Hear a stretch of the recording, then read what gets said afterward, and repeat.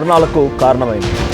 24,000 మందిని అరెస్ట్ చేశారు. మరోవైపు అటువైపు సైన్యంలో కూడా 500 మంది సైన్యాన్ని సుమారుగా ఇరాన్ ప్రజలే నిప్పంటించి హతమార్చారు.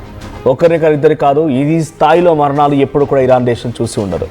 డెఫినెట్గా దీని వెనుక అమెరికా హస్తం తప్పకుండా ఉంది. అమెరికా ప్రోద్బలం, అమెరికా సపోర్ట్తోనే ఈ స్థాయిలో ఉద్యమాలు నడిచాయండి అనడంలో ఎటువంటి అతిశయోక్తి కాదేమో. అమెరికా వెన్నుదన్నుగా ఉండి అమెరికా పదే హెచ్చరిస్తూ, అమెరికా పదే మాట్లాడుతూ, మీరు ఎవరైనా కనుక అక్కడి నిరసనకారులను టచ్ చేస్తే మిమ్మల్ని లేపేస్తాం అంటే నిరసనకారులకు సపోర్ట్ ఇవ్వడమే కదా. ఈ స్థాయిలో అక్కడ అంతర్యుద్ధం జరుగుతూ ఉందన్నప్పుడు డెఫినెట్గా అమెరికా అధ్యక్షుడు డొనాల్డ్ ట్రంప్ యొక్క సహకారంతో అనేది అలీ కమేనీ చెప్తున్నారు. ఇంటర్నేషనల్ లెవెల్లో చర్చ జరుగుతోంది. రష్యా అధ్యక్షుడు అదే మాట్లాడుతున్నాడు, చైనా చెప్తోంది అదే, ఎవరు చూసి అదే మాట మాట్లాడుతున్నారు. సో అమెరికాకి ఇక్కడ ఇంతలా దిగజారిపోవడానికి గల ఆ పరిస్థితి ఎందుకు అవసరం అని అంటే, ఇక్కడ ఉన్నటువంటి ప్రస్తుత సుప్రీం లీడర్ అలీ కమేనీ కంప్లీట్గా ఇస్లామిక్ దేశంగా ఉంచుతూ ఉన్నారు. ఎవరి మాట వినిపించుకోడు, అమెరికాని పట్టించుకోడు. కొన్ని వాళ్ళకంటూ ఇస్లామిక్ నేషన్గా ఉంది కాబట్టి వాళ్ళకంటూ కట్టుబాట్లు ఉంటాయి, రకరకాల మాటలు చెప్తూ ఉంటాడు. అమెరికా అధ్యక్షుడు డొనాల్డ్ ట్రంప్ని ఏమాత్రం లెక్క చేయడు. అయితే ఇప్పుడు స్టార్ట్ అయింది కాదు, 47 ఏళ్ల క్రితమే అప్రాక్స్ 1979 ఆ సిచ్యువేషన్ వరకు కూడా అదొక పాశ్చాత్య దేశంగా ఉండేది, చాలా నేతృత్వంలో ఉన్నటువంటి దేశంగా ఉండేది. సో కొంత అమెరికా మాటలు వినేది, అమెరికాకి రాకపోకలు ఉండే, అమెరికాకి అన్ని రకాలుగా అందుబాటులో ఉండేది, అమెరికా చెప్పినట్టుగా నడుచుకునేది. ఎప్పుడైతే ఇస్లామిక్ దేశంగా మారాలని చెప్పి ఆ దేశ ప్రజలు మొత్తం కూడా అలీ కమేనీ తోడయ్యారో, మత పెద్దలంతా కూడా, అప్పటి నుంచి తమ చేతుల్లో నుంచి అమెరికా ఆ దేశాన్ని కోల్పోయింది. ఇరాన్ ఇస్లామిక్ దేశంగా కంప్లీట్గా మారిపోయి అలీ కమేనీ సుప్రీం లీడర్ అయిపోయారు. ఇకప్పటి నుంచి ఇదంతా నివురుగా నిప్పులాగా అమెరికా అధ్యక్షుడు ఇప్పుడున్న డొనాల్డ్ ట్రంప్ కానీ గతంలో అమెరికా అధ్యక్షుడు ఎవరున్నా కూడా కొంత ఇరాన్ పైన ఆగ్రహంతోనే ఉంటూ ఉంటారు. కానీ ఇప్పుడున్నటువంటి అధ్యక్షుడు ఏంటంటే ఏదైనా కూడా తేల్చుకుందాం, సరే చూసొద్దాం, కాల్ చేద్దాం అనే రకంగా మాట్లాడుతూ ఉంటారు. గతంలో జో బైడెన్ కానీ ఒబామా కానీ వాళ్ళు ఉన్నప్పుడు ఇంతటి స్థాయిలో ఎక్స్ట్రీమ్ సిచ్యువేషన్స్ లేవు. అక్కడ ఇరాన్ పైనే కాదు ఏ దేశం పైన ఇంత ఎక్స్ట్రీమ్గా ప్రవర్తించలేదు. వాళ్ళు కొంత హ్యూమనిటేరియన్ గ్రౌండ్స్లో ఆలోచించేవాళ్ళు. కానీ ఇక్కడ ప్రస్తుత అధ్యక్షుడు డొనాల్డ్ ట్రంప్ మాత్రం ఇన్హ్యూమెన్.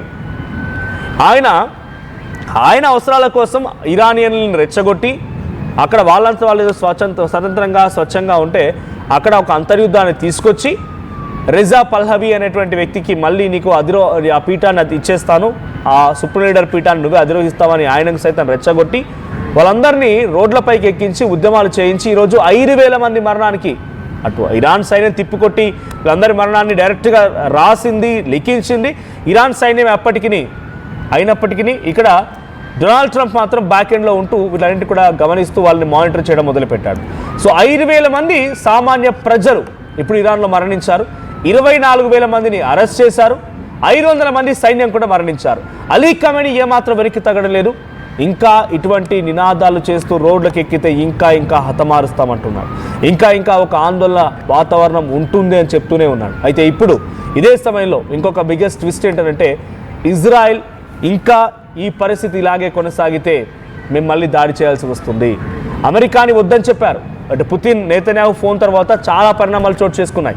పుతిన్ నెతన్యాహు సంభాషణ తర్వాత కొంత ఇజ్రాయెల్ అధ్యక్షుడు నెతన్యాహు కూడా అమెరికా అధ్యక్షుడు డొనాల్డ్ ట్రంప్తో మాట్లాడి, ఇప్పుడు నువ్వు ఇన్వాల్వ్ అయితే సిచ్యువేషన్ వేరేలా ఉంటుంది, కొంచెం జాగ్రత్తగా ఉండాలి. ఇప్పుడు అసలు ఇన్ఫ్లేషన్ స్టార్ట్ అయింది, డాలర్ విలువ పడిపోయింది, మేము ఇబ్బంది పడుతున్నాం, వేరే దేశాలు ఇబ్బంది పడుతున్నాయి, ప్రపంచ దేశాల్లో నువ్వు ఒక కల్ప్రిట్ అయిపోతావు, జాగ్రత్తగా గుర్తుపెట్టుకో. నువ్వు ఇప్పుడు ఇరాన్పై యుద్ధం చేస్తే చాలా పర్యవసానాలు ఉంటాయి, సార్ దయచేసి నువ్వు యుద్ధం చేయకు అని నెతన్యాహు ట్రంప్ని అడగడంతో ట్రంప్ చేతులు ఎత్తేసాడు. నా పని అయిపోయింది, ఇక నేను చేతులు ఎత్తేస్తాడు. ఇక చేతులు ఎత్తేయడంతో అంతటితో అంతర్యుద్ధం జరగడానికి ఎవరైతే కారణమయ్యారో, వెన్నుదానిగా ఉన్న అన్ని రకాల ఆర్థిక సదుపాయాలను అందజేశారో, ఇప్పుడు వాళ్ళ దగ్గర నుంచి విత్డ్రా అవడంతో పాపం అమాయక ప్రజలు ఇంకా ఆ ఉద్యమాల నేపథ్యంలో, ఆ నిరసనల నేపథ్యంలో ఆ సైన్యం చేసేటువంటి దాడుల్ని ఎదుర్కొంటూ హతమవుతూ ఉన్నారు. తోసేంతవరకు తోసేశాడు. అందుకే చెప్తూ ఉంటారు, ఒక మంచివాడి మాటలు వినకపోయినా పర్లేదు కానీ పిచ్చివాడి మాటలు పట్టుకొని కనుక ముందుకు వెళ్తే డెఫినెట్గా మనం గోతులో పడతామని చెప్పి, నువ్వు మంచివాడి మాటలు వినకు, అలాగని చెప్పి పిచ్చివాడి మాటలు విని నువ్వు ముందుకు పోతే తప్పకుండా గోతులో పడతావు. సో అట్లాగే అమెరికా అధ్యక్షుడు డొనాల్డ్ ట్రంప్ ఒక పిచ్చివాడనట్టుగా ఇరాన్ ప్రజలు ఇప్పుడు భావిస్తూ ఉన్నారు. ఒక వెన్నుపోటు పొడిచినటువంటి ఒక దుర్మార్గుడిలా ఇరాన్ ప్రజలు చూస్తూ ఉన్నారు. నెట్టేసేంతవరకు నెట్టేశాడు, ఎంకరేజ్ చేసేంతవరకు ఎంకరేజ్ చేశాడు, ఆఖరికి వస్తే చేతులు ఎత్తేసి వెళ్ళిపోయాడు. నాకు సంబంధం లేదు, కానీ మీరు కొట్టక చావని నాకేం అవసరం అంటున్నాడు. మీ దేశం, మీ నాయకుడు, మీ కథ, మీ తతంగం, నన్నేం చేయమంటారు అంటున్నాడు. ఇప్పుడు ఇజ్రాయెల్ ఏమంటుంది కానీ అంటే అమెరికా చేతులు ఎత్తేసిందిగా, కానీ మీ దేశంలో సైన్యం అంతా అక్కడ అమాయక ప్రజల్ని కనుక దాడి చేసి హతమార్చాల్సి వస్తే మేము ఎంట్రీ ఇస్తాం, మేము మీపై దాడి చేస్తామని ఇజ్రాయెల్ ఇప్పుడు ఇరాన్ని కంట్రోల్ చేసే ప్రయత్నం చేస్తుంది. మరి ఇజ్రాయెల్ దెబ్బకి ఇరాన్ వింటుందా?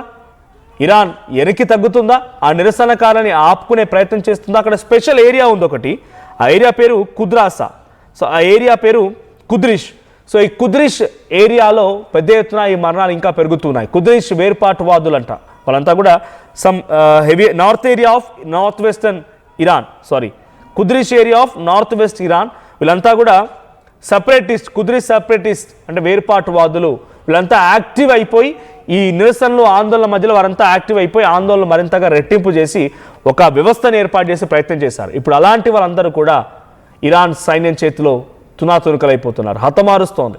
సో ఈ నేపథ్యంలోనే ఇజ్రాయెల్ ఏం చేసిందనంటే, మీరు మీ అంతర్యుద్ధాన్ని కంట్రోల్ చేసుకొని మీరు సైలెంట్గా ప్రజల్ని మెప్పించుకొని ఒప్పించుకొని యుద్ధాన్ని అక్కడ ఉద్యమాలను విరమించుకోలేకపోతే మేము ఎంట్రీ ఇవ్వాల్సి వస్తుంది, మీ పైన అంటే ప్రభుత్వాలపైన దాడి చేస్తాం, మీ ప్రభుత్వాన్ని కుప్పగూలుస్తాం అనేటువంటి మాటని ఇజ్రాయెల్ చెప్తోంది. ఒక రకంగా ఈ యుద్ధం అమెరికా ఇరాన్ సంబంధించిన యుద్ధం కొలిక్కి వచ్చిందని చెప్పాలి. కానీ ఇజ్రాయెల్ మాత్రం అక్కడ ఆ అంతర్యుద్ధాన్ని కంట్రోల్ చేయడం కోసం, కొంత సిచ్యువేషన్ని తమ కంట్రోల్లోకి తీసుకోవడం కోసమో లేకపోతే అక్కడ కామ్ అండ్ పీస్ఫుల్ నేచర్ కోసం ప్రయత్నం చేస్తున్నారు. ఒక రకంగా ఇప్పుడు శాంతి కోసమే ప్రయత్నం జరుగుతోంది. కానీ ఇరాన్లో ఉన్నటువంటి అంతర్యుద్ధంలో పాల్గొనేటువంటి అక్కడి సామాన్య ప్రజలు మాత్రం అమెరికా అధ్యక్షుడు తమని మోసగించాడు, మమ్మల్ని వెనుక నుంచి నెట్టి నెట్టి నెట్టి ప్రోత్సహించి ఒక్కసారిగా ఇక చావు బతుకుల్లో ఉన్నామనేసరికల్లా మమ్మల్ని నడి రోడ్డు పైన వదిలేసి వెళ్ళిపోయాడని రకంగా వారంతా భావిస్తూ ఉన్నారు. ట్రంప్కి వ్యతిరేకంగా వారంతా నినాదాలు కూడా చేస్తున్న సిచ్యువేషన్ కనబడుతోంది. ఏదేమైనా ఇరాన్లో అంతర్యుద్ధం ఒక కీలక దశకు చేరుకుందని చెప్పాలి. కీలక దశకు చేరుకుంది. ఇక్కడ అన్ని దేశాలు కూడా చేతులు ఎత్తేసా, ఇజ్రాయెల్ మాత్రమే కంట్రోల్ చేసుకోలేకపోతే మేము దాడి చేస్తామంటోంది. ఇరాన్ ఇప్పుడు తమ ప్రజల్ని కామ్ చేసుకోవడం కోసం, ప్రజల్ని అదుపులోకి తీసుకోవడం కోసం ఏం చేస్తున్నా చూడాలి. కానీ ప్రజలంతా ఏం చెప్తున్నారంటే, అలీ ఖమేనీ మాకొద్దికా, అలీ ఖమేనీ మా వాళ్ళపై మారణహోమం సృష్టించే విధంగా 5,000 మందిని హతమార్చాడు, 24,000 మందిని అరెస్ట్ చేశాడు, కాబట్టి అలీ ఖమేనీ మాకొద్దికా, అలీ ఖమేనీ పక్కన పెట్టేయండి. మేమేదో తప్పు చేస్తే మళ్ళీ రక్షించుకోవాల్సింది పోయి, మా మాట వినాల్సింది పోయి, లేదు మమ్మల్ని సముద్ర చేయాల్సింది పోయి, అంటే కామ్ చేయాల్సింది పోయి మాపై దాడి చేసి మమ్మల్ని చంపేశాడు, కాబట్టి ఈ సుప్రీం లీడర్ మాకు వద్దు అని చెప్పి అలీ ఖమేనీకి వ్యతిరేకంగా అలీ ఖమేనీ దిగిపోవాలంటూ భారీ ఎత్తున ర్యాలీలు, నిరసనలు కొనసాగుతూ ఉన్నాయి.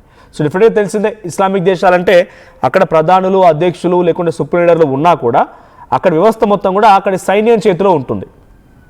ఆ సైన్యం ఏది చెప్తే అది నడుస్తూ ఉంది. ఇప్పుడు అలీ ఖమేనీని వద్దని చెప్పి ప్రజలంతా కోరుకుంటున్న నేపథ్యంలో అక్కడ సైన్యం లేదంటే సామాన్య జనం అంతా కలిసి అలీ ఖమేనీని పక్కన పెడతారా, లేదు అలీ ఖమేనీని ఇంకా కొనసాగిస్తారనేది ఒక బిగ్ ట్విస్ట్గా ఉంది. సో దాదాపుగా అలీ ఖమేనీ కూడా వయసురీత్యా చాలా ఎక్స్ట్రీమ్ సిచ్యువేషన్ చేరుకున్నాడు కాబట్టి తన వారసత్వంగా ఇంకెవరికైనా ఇవ్వాలనేటువంటి ఆలోచన ఆయన కూడా చేస్తున్నారు. కానీ అలీ ఖమేనీ వారసత్వాన్ని యాక్సెప్ట్ చేస్తారా, లేదా గతంలో షాల మాదిరిగా మళ్ళీ అక్కడ పాలన కావాలని రిజా పహల్వీని మళ్ళీ వాళ్ళు ఎన్నుకుంటారా చూడాలి. ఒకసారి అక్కడ ఎటువంటి అంతర్యుద్ధం కొనసాగుతున్నటువంటి ఆందోళన నెలకొన్నాయి, ఆ హై టెన్షన్కి సంబంధించి ఆ విజువల్ చూద్దాం.